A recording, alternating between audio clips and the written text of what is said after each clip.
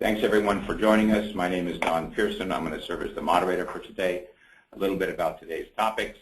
As I mentioned, we're going to be talking about 7.6. It really is more powerful than ever. Unmatched alarming capabilities, and today we're going to be discussing how the new features of Ignition 7.6 can help you create better projects and do more with Ignition than ever before. With Ignition 7.6, we took a fresh look at alarming, and the result is an industry-leading alarming system that's more intuitive, consolidated, and easily customized than ever. Some of the new features of Ignition 7.6 that we'll be discussing today are certainly the new alarm notification pipelines, powerful alarm configurations, more notification options, and new alarming modules.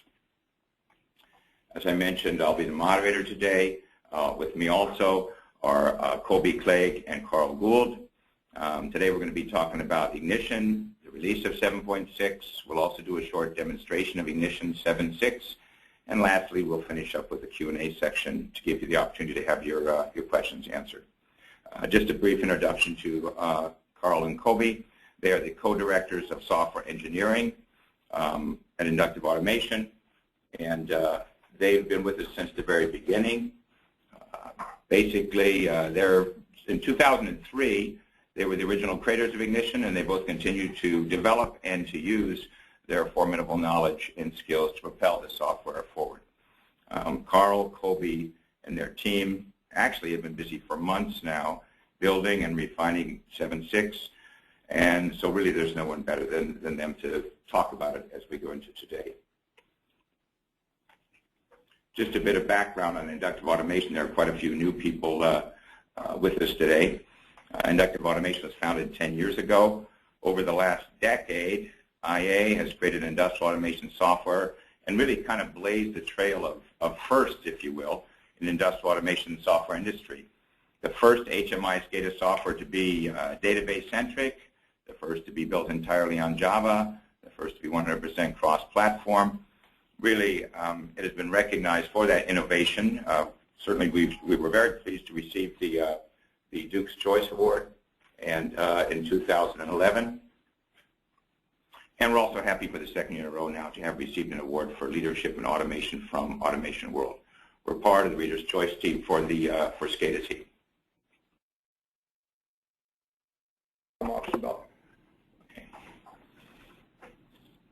As a result of all that, actually, Inductive Automation has become the fastest growing SCADA and MES software company in the world. It really is used in virtually every industry. We actually crossed over 27% of Fortune 100 companies, and 20% of Fortune 500 companies are now using Inductive Automation to build their HMI, SCADA, and MES systems. We're active in over 75 countries and supported by over 800 integrators around the world.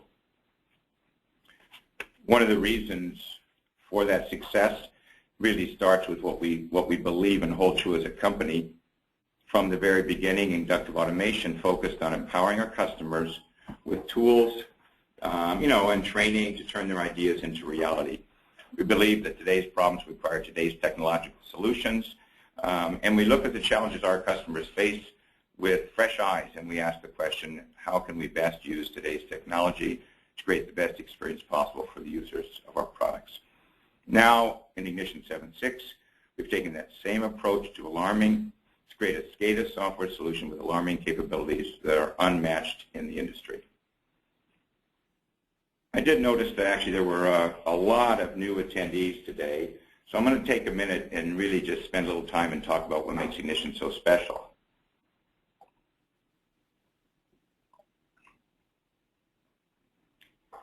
Actually, there are 6 pillars that make up the foundation of the Ignition platform.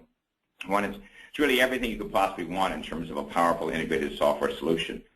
It leverages trusted IT standards and cutting-edge web technologies to create a unified software solution to fulfill the SCADA, HMI, and MES application needs of companies, whether those companies are large or small. First, it's web-based deployment. Instantly launch clients to any individual machines equipped with a web browser with no direct installation.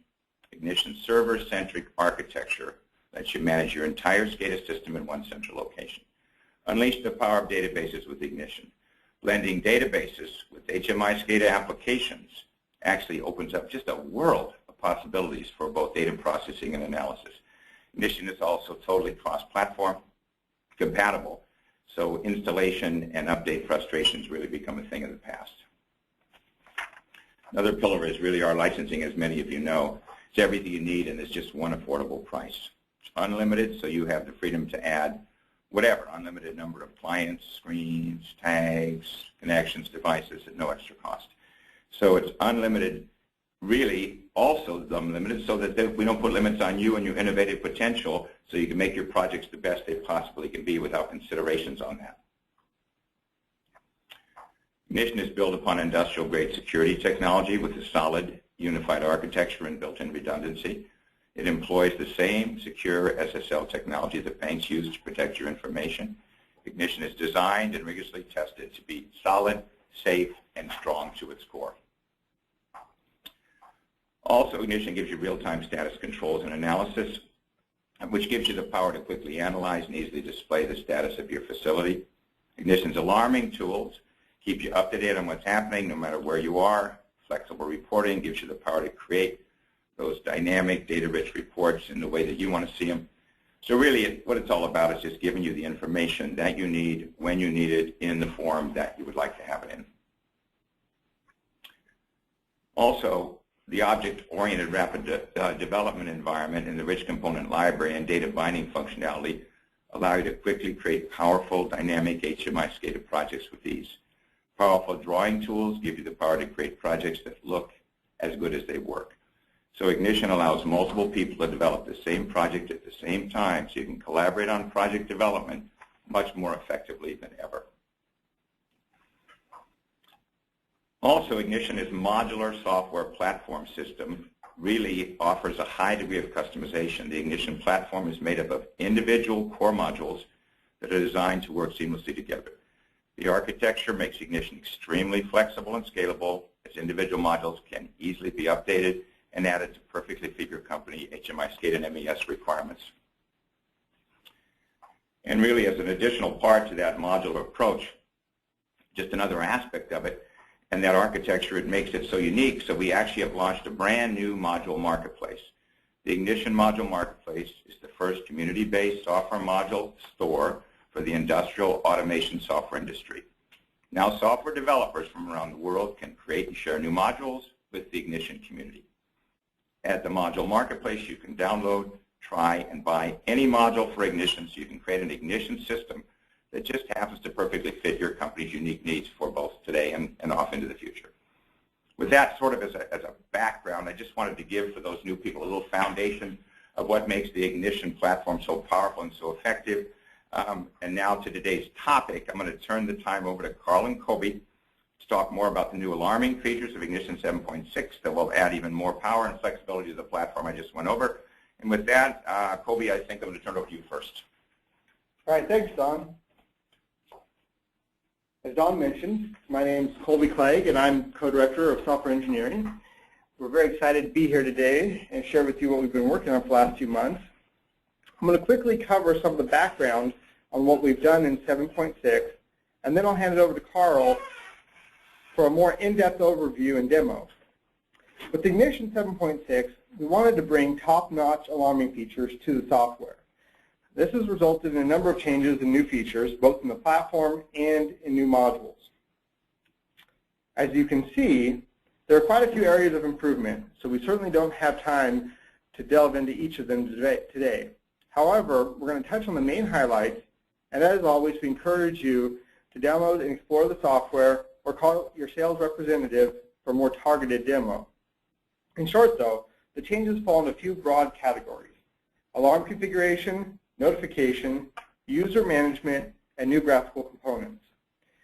Before we jump into all these new features, though, I'd like to take a minute to talk about how the Ignition team approached the development of 7.6. First of all, this is a product of user feedback. Alarming has actually been part of Ignition since the earliest days of the software. Users have always appreciated these features, but they gave us lots of feedback over the years. There were a lot of requests. So our primary goal with 7.6 was to listen to the feedback and address many of the requests. From a technical point of view, we're always on the lookout for well-adopted modern technologies that we can leverage and bring into this space. For this project, we feel like we've really taken advantage of this, especially in regards to the voice alarming, but I'll get into that a little bit more in a bit. In addition to user feedback, we wanted to step back and take a look at what was available in terms of industrial standards and guidance. In particular, the Alarm Management Handbook by Hollifield and Habibi has proven to be a great resource. This book is a follow-up to the High Performance HMI Handbook, which is also highly recommended. And it lays out several different ways how for companies, integrators, and users to approach the definition and management of alarms. It also defines a good number of best practices, such as how alarm priority should be assigned and so forth. One of our goals then was to deliver a tool set that could be used to implement the best practices suggested in this book and in other locations. Since the bulk of the content in this book is focused on how to define and refine an alarming system, we think that this is a valuable resource for anyone using alarming in ignition. And I have to say they've actually made the book quite readable. It's not dense theoretical information, so I highly recommend it. All right, let's move on to how alarming fits into ignition. As we often point out, ignition is a modular architecture. This means that some features are provided by the core platform and others are provided by individual modules. We wanted to take advantage of that in order to deliver a flexible alarming solution that not only integrated perfectly with the entirety of ignition as a full-blown SCADA and MES package, but could also stand on its own as a very capable independent alarming solution. This diagram illustrates that idea, showing how just the new alarming modules can be used on top of the core platform features. And don't worry if the distinction is not quite clear at this point, because we're going to get into it a little bit more in a few minutes. At this point, I am actually going to hand over to Carl to dive a little bit more into the architecture and to get into a demo of the actual product. Thanks, Colby. So today we're obviously introducing Ignition 7.6, and there are 3 new modules that we're introducing today: the alarm notification module, the voice notification module, and the SMS notification module.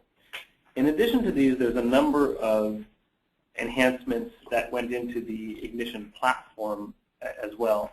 And so to try to help and understand where the lines are drawn, I'm going to go over just a quick overview of the architecture of the new alarming system and how all the pieces fit together. So it turns out that alarming is actually a pretty darn big topic.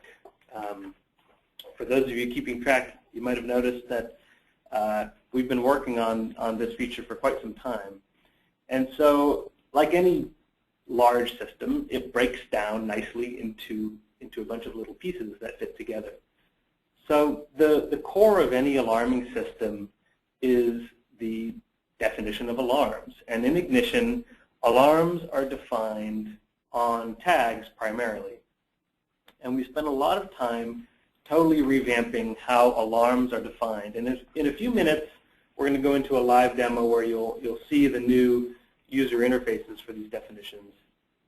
But there's a whole bunch of new features, such as bindable alarm configuration, new associated data capabilities, and new alarm types, and more. So once the tags have their alarms defined on them, they feed alarm events when alarms are active and when they clear into the alarm system. And the alarm system tracks the status of all the alarms, what's active, what's clear, what's been acknowledged. It also supports the shelving functionality, which is a functionality that was defined in the Alarm Management Handbook that Colby was talking about. And it serves to allow operators to temporarily silence certain alarms that are already being dealt with. In addition, the journaling system receives these events and journals a detailed alarm history to an external SQL database. So all of these parts here are defined, as you notice, in the platform of Ignition. That means they're not provided by any module. They're just built into the core of Ignition. And in addition to these features of the platform, we've added some supporting features for the notification system into the platform itself. So we've added the notion of scheduling into the platform, where schedules, just keep track of when people are available during the day. And in addition, we've really expanded Ignition's authentication system into a much more powerful user management system, where users are now no longer just a username and a password combination, but they also include scheduling, language preferences, and most importantly for this discussion, contact information. So all these parts I just talked about are in the platform. Now the first module we need to talk about is the alarm notification module. This new module is really the core of the new notification system, and it contains this new construct we've come up with called alarm pipelines, which are kind of like logic engines for alarm notification that are designed with a drag-and-drop interface. In addition, the alarm notification module includes call rosters, which is just a simple listing, ordered listing of users to be notified when an alarm goes active. And also contained in the alarm notification module is the email notification profile. So this is the notification profile that sends out emails, and we've expanded the capabilities of the email notification profile to also support acknowledgement. Next up are the two other notification modules, the SMS notification module and the voice notification module. These modules work with the alarm notification module to provide additional channels to notify users, text message and phone calls. And lastly, the Vision module has gotten some updates to support all the new alarming features. There's a new alarm status table. There's a new built-in alarm journal table. In previous versions of Ignition, users had to create their own alarm history viewer just using SQL queries. Now that functionality is all built in. And there's also some new administrative components for the Vision module that support editing and administering users, roles, schedules, and call rosters, all from the Vision clients, which is definitely a feature that's been often requested. All right, so with that overview of the architecture of the new alarming, we're going to go into a live demonstration where we'll touch on some of the highlights of the new features here. So I have an Ignition Designer open here.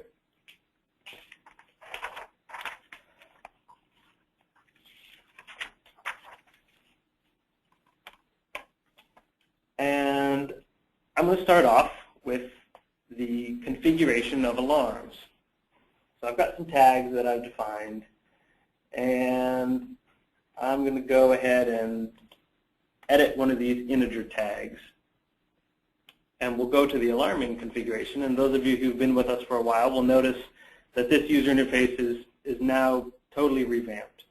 So let's say that this integer is coming off of a level sensor, maybe a level of a tank. So I want to put a high level alarm on it. So I can just define a new alarm. Maybe I'll call it high level. And then I need to pick what kind of alarm it is. And there's all sorts of new alarm modes that we've introduced. So you've got your basic digital alarming. You've got all sorts of options for analog alarming, as well as new options like bad quality and bit state alarming, which allows alarming off of single bits inside of an integer. But in this case, if I want a high level alarm, I'll just choose the above set point alarm mode. And let's say that I want it to be above 70. So here's a basic analog alarm that I've defined. There's also new options for deadbands. In addition to the traditional numeric deadband, we also have time-based deadbands, active delay and clear delay deadbands, which we found inside the Alarm Management Handbook that can really help to reduce chattering alarms. All right, so here we've defined a single alarm on a tag, but I can define any number of alarms. All I have to do is hit the plus button and I can make a high level alarm.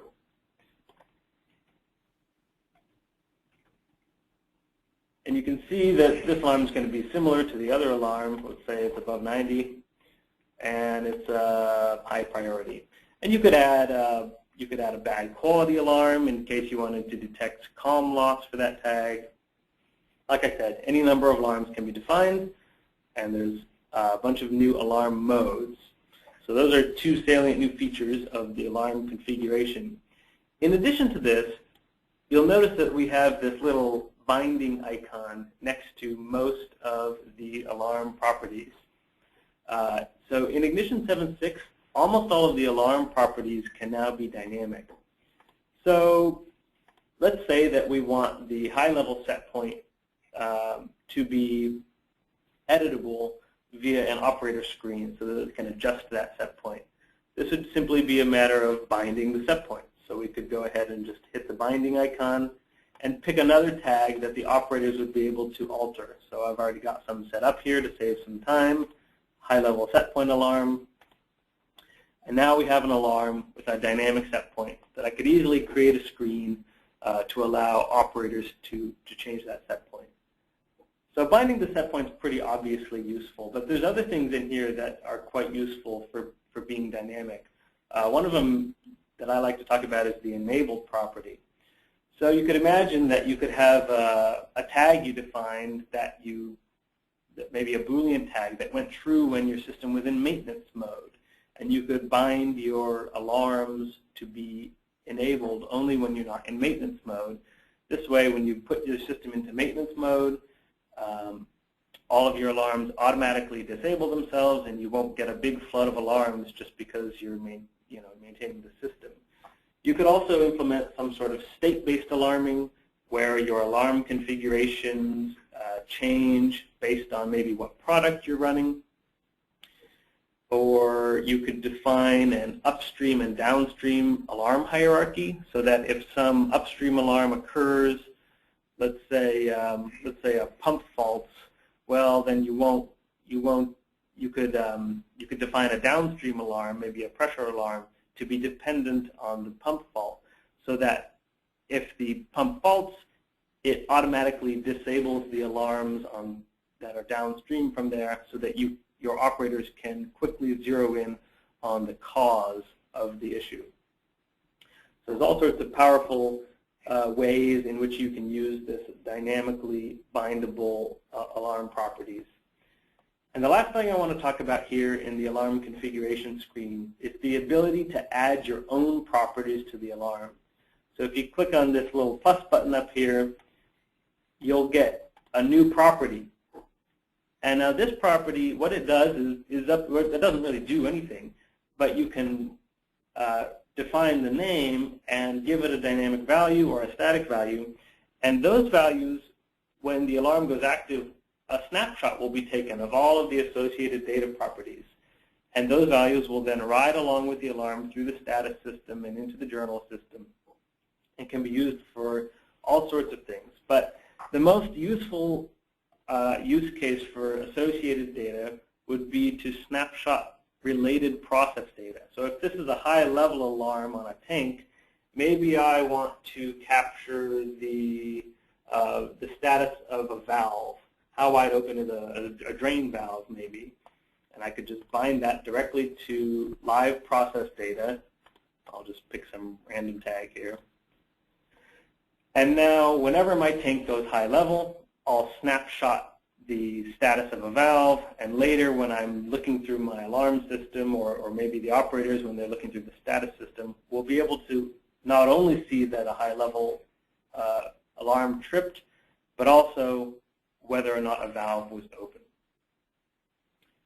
All right, so we've got multiple alarms per tag, lots of new alarm modes, bindable alarm properties, and associated data. Those are the big new features of the alarm configuration. So from here, I'm actually going to jump right into the new components in the Vision module. So the first one to look at would be the new alarm status table, which you find here under the new alarming tab. And the alarm status table is similar to the one we already had with some important new features. So it supports everything you would expect, like acknowledgement, as well as some new things such as shelving.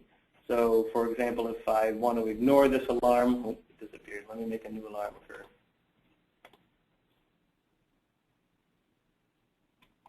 Okay.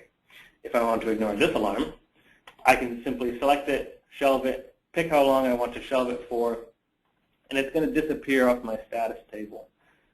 If I want to manage the shelved alarms, I can do that from here as well. You can see my alarm is shelved, I can unshelve it, and my alarm pops back in.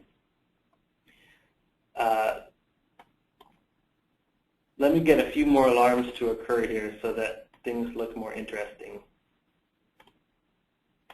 I'm going to enable these alarms I've already set up. Okay. If your tag is logging history, there's a fun new feature of the alarm status table where you can look at an ad hoc chart of your tag. So here, this tag I was looking at is obviously a sine wave, but you can see the recent history of it, as long as indications of when alarms were tripped and cleared and when acknowledgments occurred. So here's that acknowledgment I did 2 minutes ago. And the last feature of this component I'd like to talk about is the marquee mode. So oftentimes, alarm status tables are put into small areas at the bottom of screens so that people can just keep a quick eye on what alarms are happening. And this component is actually suitable for that as well. So if you take off all of the fancy features, you can just hide all this stuff and make the table real simple. You can check this marquee mode feature, shrink this thing way down, and you can imagine this thing being at the bottom of a SCADA screen and just nicely scrolling and cycling through all the active alarms so that people can keep an eye on what's going on. All right, moving on to the alarm journal table.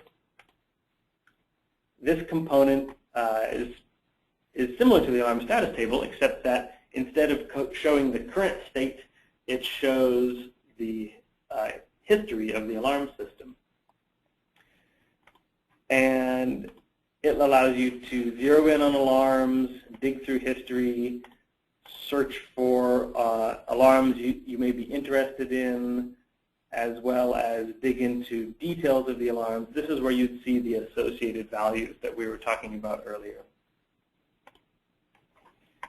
All right, and lastly, for the Vision module changes, I want to talk about the new management components. So to support alarming and in response to requests we've often gotten from users, we've moved a high amount of management functions into a new set of administrative components available through the Vision module. So even though I'm in the designer, of course, these would be available in a Vision client as well. And just to give you a brief taste, there's a lot. These components are fairly deep. There's a lot more than meets the eye. But just to give you an idea of how they can be used, here is a user management component where we're editing a user source. Here I am, and I can go and edit myself. This user management table is set up in an administrative capacity so that I can assign roles, edit contact information directly in here, as well as add schedule modifications and change what schedule this user's currently assigned to. In addition to user management, we've got schedule management, which lets you edit and define schedules and holidays. Schedules can be defined via days of the week as well as with daily or alternating week repetition patterns. So you can see I've got a weekday schedule here with a break for lunch. Let's say that this schedule wasn't valid on Wednesday. You could easily define it like so, change the hours if you wanted to, and redefine your schedules directly in the client. And lastly, you have roster management. Call rosters are used to define lists of users for alarm notification. So here's a call roster that has a few people in it, and you can see who's got what kind of contact information defined on them. And again, I want to reiterate that these are components available in the Vision module, but of course all of this management is still available via the configuration section of the gateway as well. All right, so last thing on the live demo is the alarm pipelines. So we've got our alarm configuration, we've got our schedules and users and call rosters. Now, the alarm pipelines are what bridge the two together.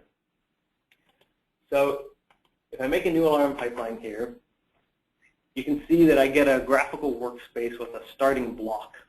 Now, when an alarm goes active, one of the things I didn't mention before was that each alarm can be put into a pipeline when it goes active via the active pipeline setting. You can also put an alarm into a pipeline when it's cleared to send clear messages. And multiple alarms can share the same pipeline. So when an alarm goes active, it's going to start here in the start block and then follow the logic that's defined in this pipeline. So if I wanted to send a simple notification, I could simply drop a notification, not a simple notification, but if I just wanted to directly send notifications instantly as soon as the alarm goes active, I can drop a notification block on here, hook it up to the start block, pick what kind of notification profile I want to use. Here I've got a phone call notification profile defined, pick a call roster, and voila, this is a fully configured notification pipeline. But as you might imagine, from here, the options get fancier and fancier. And so to save some time, I've pre-configured some pipelines just to give you some flavor of how pipelines can be used in various configurations. So here's a pretty simple pipeline called call supervisors. And this pipeline is meant to be the pipeline you use when the message is really important. So I'm going to immediately make a phone call to all the supervisors in this notification block. Oh, I changed the name of my notification profile. That's okay. And then I'm going to wait 30 seconds, and then I'm going to call them all again. So this is going to call these people in a loop until the pipeline's dropout condition is met. In this case, the pipeline will drop out when the alarm is acknowledged. Here's another pipeline called loop 5 times. And so in this pipeline, I'm going to delay for 5 minutes. So I'm not going to do anything for 5 minutes, waiting for hopefully the dropout condition to be met. So in this case, we're going to drop out if the alarm is acknowledged, cleared, or shelved. If after 5 minutes none of those conditions is true, I'm going to set a property called counter to 0. So this is going to dynamically add a new alarm property to the alarm. Then I'm going to email people, and then I'm going to see what the value of my counter is. If it's less than 5, I'm going to increment it, delay for a minute, and email people again. So I'm going to run in this loop for 5 times. If I manage to email these people 5 times, and my dropout condition is still not met, I jump to another pipeline, which will put it into the start block of the call supervisor's pipeline.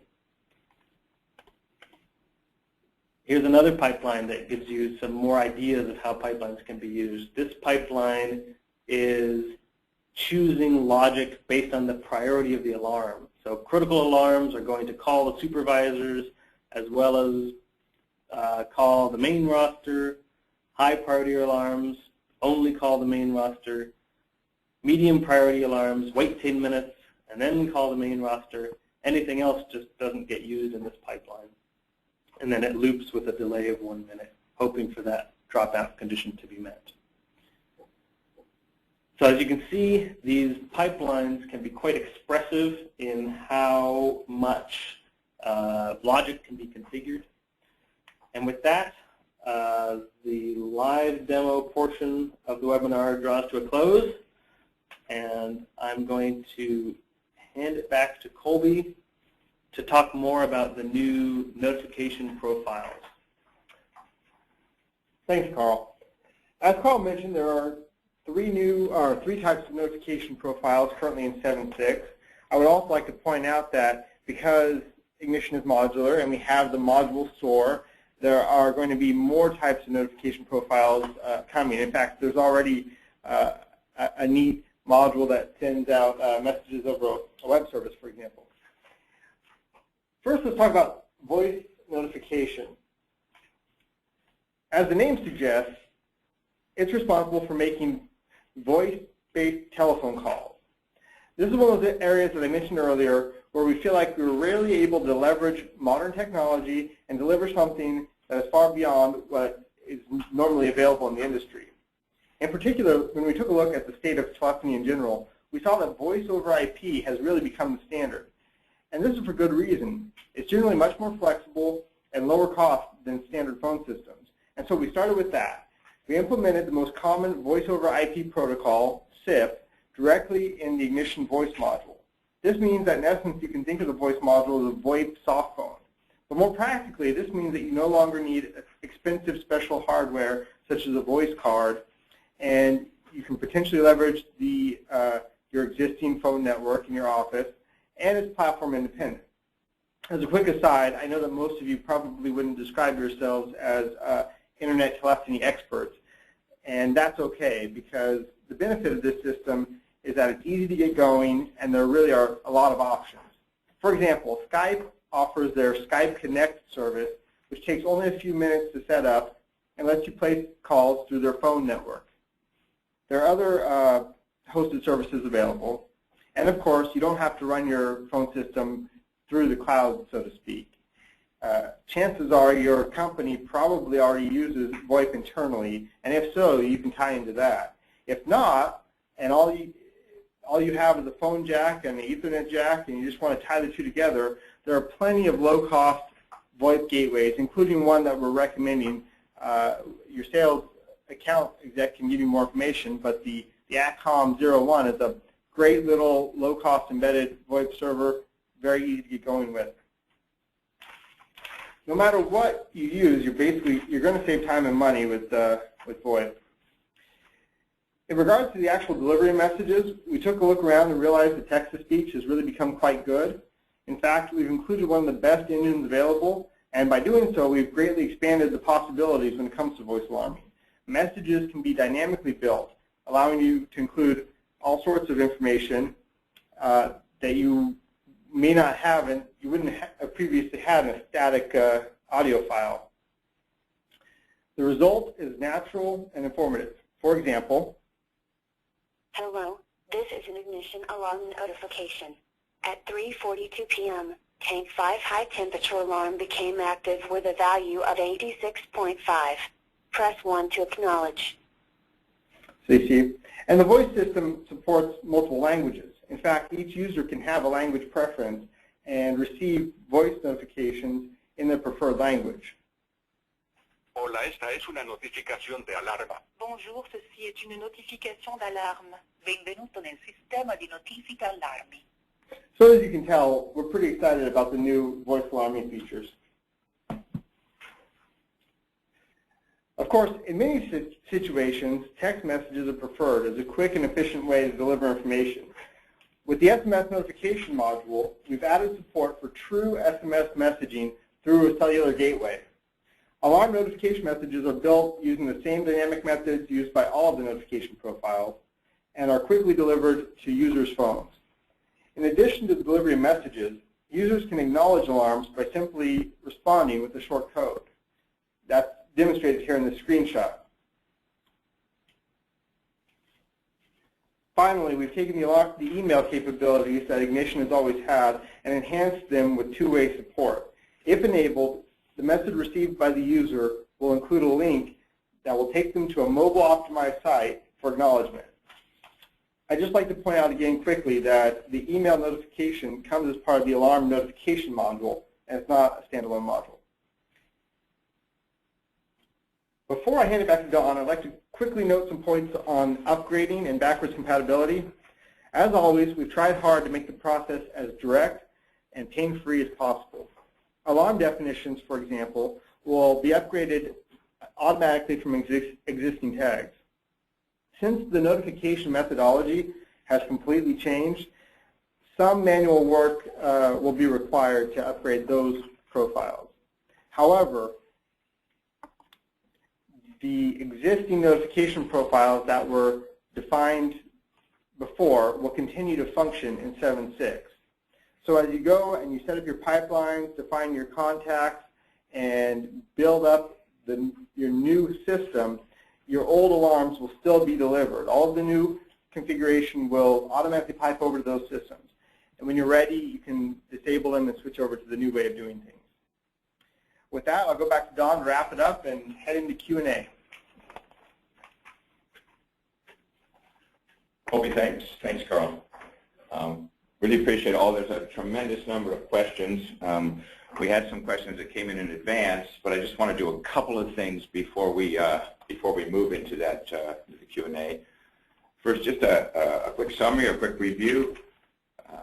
New alarming modules, and when you take a look at the great points that were made here, there's sort of 4 key benefits, if you will, from Ignition 7.6 that can be offered to you. 1, new alarming components to add even more powerful alarming features to your system. 2, powerful alarm configurations to make Ignition's alarm system more flexible and easier to use than ever. 3, improved alarming components to give you even more power in setting your alarm system. And 4, more notification options, as Colby just went over, so you can stay connected with your system at all times. Certainly take the opportunity to go to our website and download Ignition version 7.6 today so you can sort of work with it, see what it's doing, and get your own understanding of it. Because it's going to be a question, we're going to answer it right now. You can certainly get a lot more details on pricing and getting started with this from your account executive. But just a note on pricing: alarm notification module $19.95, voice notification $6.95, SMS notification $5.95, alarming package $27.95, works package $11,599. So available at inductiveautomation.com. You can go there and obviously talk to your account executive to get more detailed information on just what might be right for you and your needs. Before I go into the Q&A, I want to just take a second to announce something that we are extremely excited about. You know, this is our 10th anniversary year here at Inductive Automation, and we are having our very first Ignition Community Conference in 2013, September 16th to 18th here in Folsom, California. If you go to, you can register at inductiveautomation.com/Ignition Conference 213. It's really an opportunity to really make powerful connections, discover the full power of Ignition by Inductive Automation. Our goal here, and we see this already happening, is it sort of started, if you think about the evolution of the forum over the last number of years. It's time to have a live meeting where we can bring together some of the most forward-thinking minds in industrial automation today. It's a multi-day event. Get a chance to explore the human side of technology at keynote addresses and sessions that are featuring the developers behind Ignition, including Carl and Colby and members of their team who you heard from today. There'll be networking events with other Ignition users from across the globe, across many industries. Whether you're on the plant floor or you're an executive in the executive offices or anywhere in between there, the knowledge you take away from this Ignition Community Conference really will be valuable for you in driving your company to the next level of success. It's really kind of a fulfilling of one aspect of our mission statement, which is to really bring people together and really create the ignition community. Again, September 16 to 18 in Folsom, and go to the website in order to find out more about it. There's early bird pricing going on right now, so please talk to your account executive about that. Now moving into the Q&A area, we got a lot, and we're going to get to as many as we can, and what we can't get to everything, we'll follow up, but we'll take the last time we have here in order to do this. I don't have an exact sequence. I got Carl and Kobe here.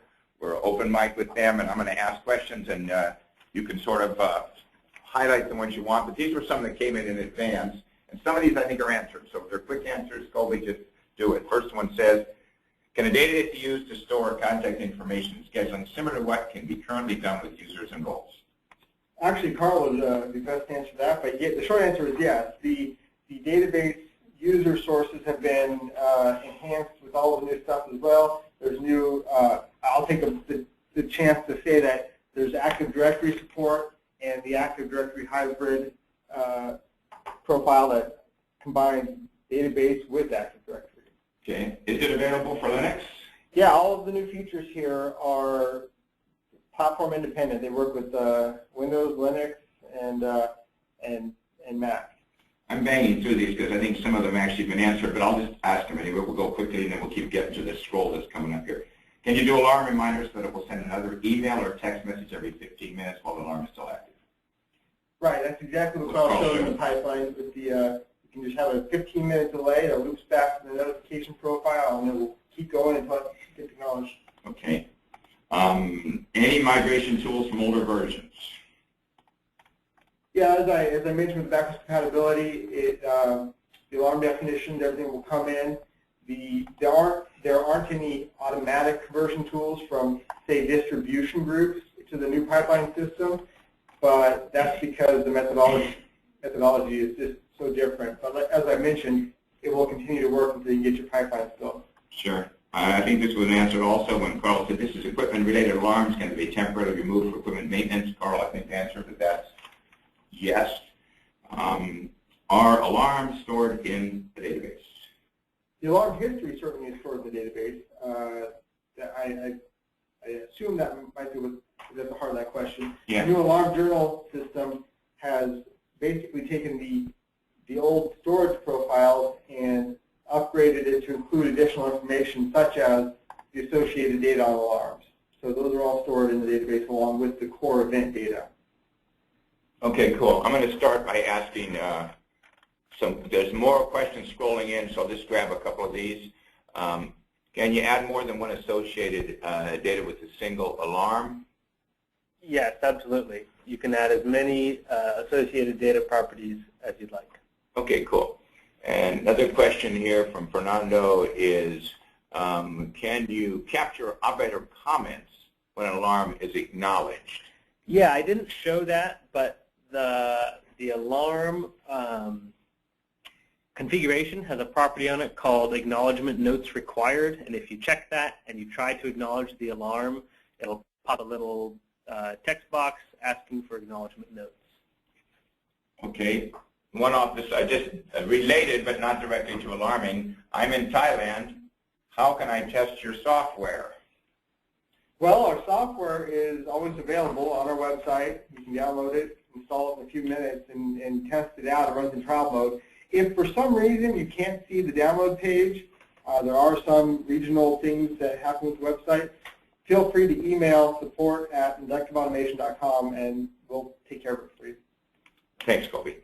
Another question here is, can I create an alarm template with, I'm sorry, it's a little too small for me to read that, Carl. The question is whether you can create a template for a common configuration of high, high, high, low, low, and low default alarm configurations. And the answer to that would be to use our UDT feature to set up a tag with a templated alarm system. Okay, cool. And then Jason has a question here, which is the schedule management tool restricted to alarming, or can it be used for general scheduling activities? Good question. All right, so right now the scheduling feature is used for alarm notification, so that only people whose schedules are currently active receive notifications, It can also be used to restrict logins in that only people whose schedules are currently active are able to authenticate. Right now, that's the only thing the scheduling feature is used for, but that's the reason why we put scheduling in the platform as opposed to in the alarm notification module, is that it's certainly a general purpose concept, and we imagine that it will start being used in more ways in the future. Thanks, Carl. I do know you went over this, Carl, but here's a question on it. You might want to just emphasize it from Chris Cornyn. Set up repeating alarms if not acknowledged, question mark. Acknowledged from SMS alarms, email alarm acknowledgments.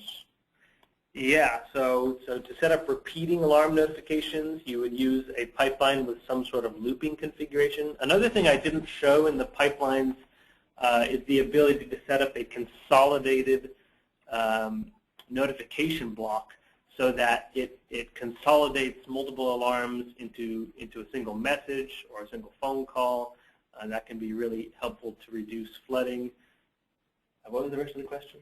Oh, it was about the acts from SMS alarms and email alarm acts. Yeah, I think we've already covered that. I think you covered that pretty well in your demonstration. So, all right. So another question here is, what sort of hardware is needed for the voice module to interface with the phone system? Cody? Yeah, in a lot of cases, there'll be no additional hardware required. For example, if your office, like ours, runs off of a VoIP system, we have an asterisk server here in-house. You can simply create a new account on that server and point the ignition gateway directly to it. So it just goes over the network.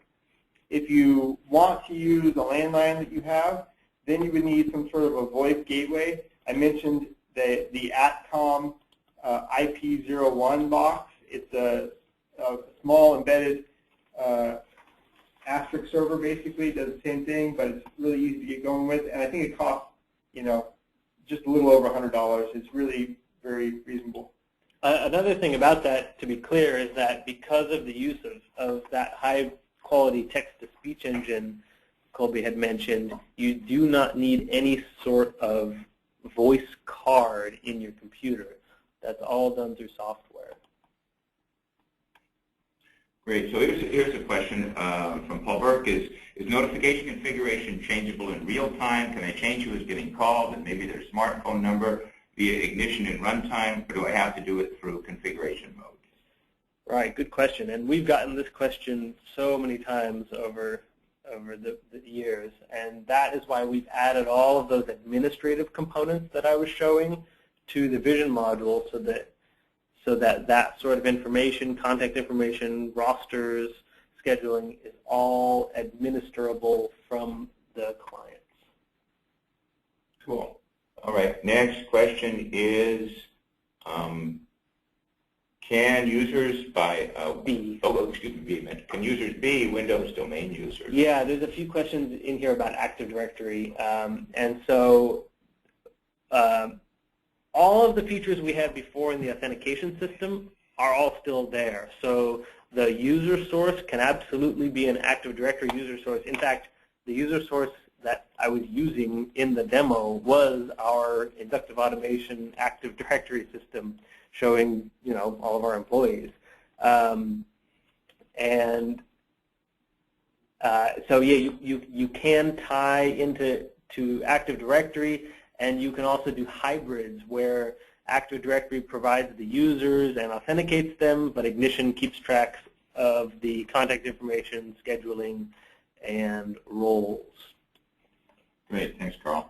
We've got time for just a couple more questions here. We're trying to get to as many as we can. This one is kind of a general question for a person relatively new to Ignition. What advice do you have to get started with setting up a new alarm system? Generic advice for setting a new alarm system. So the general sequence of events, obviously download it, install it, and that should only take a few minutes. And I think your first step would be to get some live process data in. So you're going to set up a device connection to some sort of device, PLC, something like that, at which point you're going to create tags out of the information coming out of that device. Then you define alarms on those tags. Then you can create a pipeline, and you would create a call roster, and then you should get some notifications being sent out. Build on question to that, are we going to be offering training for the new alarming? Yes. The answer is yes. Yeah, the new alarming stuff will be merged into the curriculum of the core training class, as well as the advanced training class for some of the more advanced uses. Okay, cool. I'm going to take 2 more questions so we sort of stick with our ending time of 10 here, Pacific time. Do I have to upgrade to Ignition version 7.6 to use the new modules? Yes, you do have to upgrade to use the new modules. Okay, cool. There's a couple questions here in terms of getting a deeper look at it and stuff. I mean, I just want to reiterate before we finish off just a couple things. One is you have on your screen here a list of all of our account executives and also Melanie, who's the senior account services person for our team here. You can, if you have an account executive, you can call them up, get yourself a personal demo of 7.6 so you can actually dig in and see exactly what you want to see from 7.6, and take the time to do that. I mean, I think anybody, no matter how long you've been with us at Inductive Automation, it's worth a few minutes of your time to get a personal demo of this. So call in, schedule. We'll also be following up with those who attended, and of course the archive of this webinar will be available too. So I think any other, what I'm going to do is ask you guys, time for another 1 or 2 more questions? One more question here, can you dynamically change the alarm pipeline assigned to an alarm in runtime? Well, the alarm pipeline can be bound like the other properties, so that's probably the most direct way to do it at this time. So you could, for example, one thing is have it go to different pipelines based on different times of the day. Of course, a lot of what you can do in binding it can also be done by having a pipeline itself that did that logic and directed to other pipelines. So we think there's probably a lot of ways to accomplish what most people want to do. Okay. Okay, we'll take one final question here, and then we'll sort of wrap it up, and I'll give you guys just make any final statements you may want to make. Is there a default or a catch-all pipeline, or does each alarm have to be assigned to a pipeline? And can an alarm be assigned to multiple pipelines? Okay, so there's not a catch-all. You do have to assign an alarm to a pipeline. That's how you turn notification on for that alarm. And you can only assign an alarm to a single pipeline, but that pipeline could simply split and jump into multiple pipelines. So the answer to your question is yes, in sort of an indirect way. You just make a pipeline that splits off, and you can concurrently split into multiple pipelines simultaneously. Okay. So I think you can probably see we're sort of at the end of our time, that we're a little bit excited about 7.6. So I just want to ask if there's first you, Colby, and then Carl, any final thing you want to say? If not, that's fine, but anything you want to say as we finish off our webinar and demo today? I'd like to just say that I know we were kind of rushing through stuff, and the reason is there's so much in there. There's so much we didn't cover. I mean, we didn't cover how alarm messages are dynamically created and can contain live process data. We didn't cover this whole new system called extension functions that allows for all sorts of new configurability for components. Basically, we scratched the surface. So, that's all we can do in an hour-long webinar. But there's a lot there, so I really encourage you to either download it and play with it, or call an account rep to ask more questions. And there's also a lot of questions we didn't get to here that we will follow up with offline.